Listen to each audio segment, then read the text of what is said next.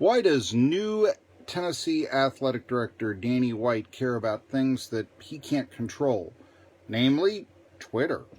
Hi, I'm Marky Billson, and disappointing line from the introductory press conference of Danny White last week, when he was, or about 2 weeks ago, when he was named athletic director at Tennessee. And I do understand wanting to have a positive vibe and all this, but this quote really rubbed me the wrong way. And here it is. If you're upset or you're negative, text your buddy. Don't put it on social media. Here's a translation with that. He didn't want to be criticized for whatever job he does. Now, people don't want to be criticized. I get that. But it goes with the territory as the athletic director of Tennessee. You know who told me that? Johnny Majors. Actually, it was about being a coach, but he totally understood that people were not going to like it when he ran a draw play on 3rd and 8. And he's just tough enough to handle it.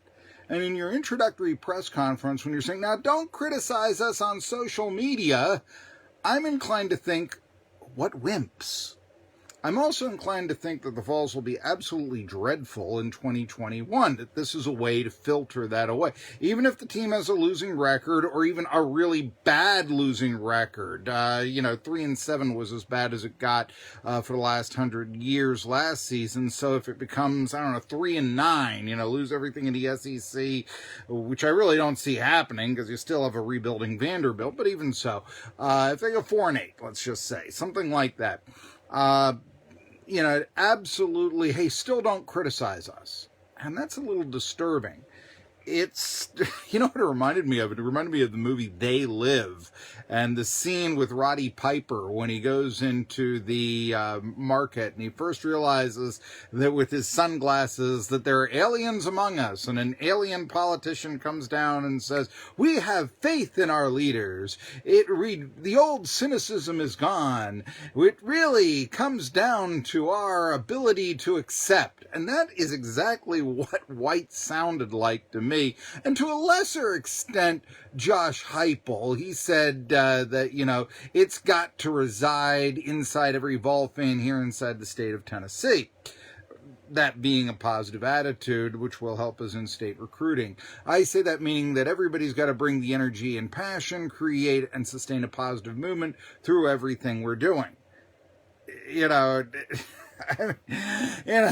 doesn't matter what it is. Let's just give a cup of instant smile. Team has 8 losing seasons the last 13 years. Let's be positive. Athletes threatening to shoot up the school, on trial for rape. This one got kicked off the team for dealing drugs. Let's be positive. Madness. Let's check our brains at the door. I gotta tell you something. A little more constructive criticism with a fan base that is absolutely overwhelmingly positive. That still thinks a victory against Florida is just around the corner every year. A little less fanboy, a little more criticism, a little bit more feet held to the fire, and maybe the Vols football program wouldn't be in the state it is right now. You just have to look at these things. So, like I said, this is a filter that says the Vols are going to be really bad in 2021. It's the day after recruiting season. Recruiting season means nothing. We'll know in 4 years. I keep hearing this stuff that, Alabama has the greatest recruiting class ever. We'll know in 4 years. We won't know ahead of time. The Vols are number 16. That's a great haul considering things. Derek Dooley never had a haul that was ranked less than 17th. How'd that work out? We'll know in 4 years. I've written for Rivals. I've written for Scout. A lot of these recruiting rankings, certainly with Alabama this year, are based on, he must be good. He's going to Alabama. And also, this is a popular team. Let's rank it high because we're charging $10 a month to our subscribers.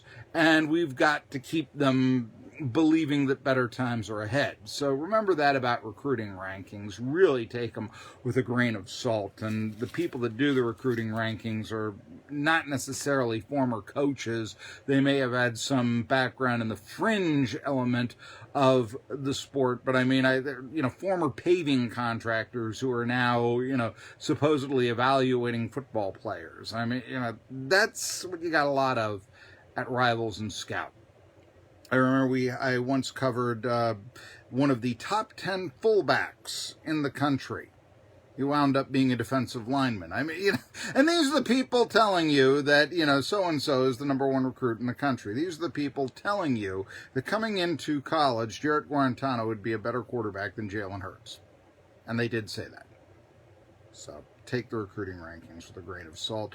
And also say whatever you want to on Twitter. I mean, we are in an era where freedom of speech is being attacked. I don't want the Tennessee athletic director to do that because he can't take it. Folks, I'm Marky Billson. If you like what I have to say, or even if you don't, I ask that you hit the bell and subscribe to my YouTube channel. Also, I'm now on Rumble. Yeah, subscribe to Rumble and Gab. Yeah, we're trying the new social media out.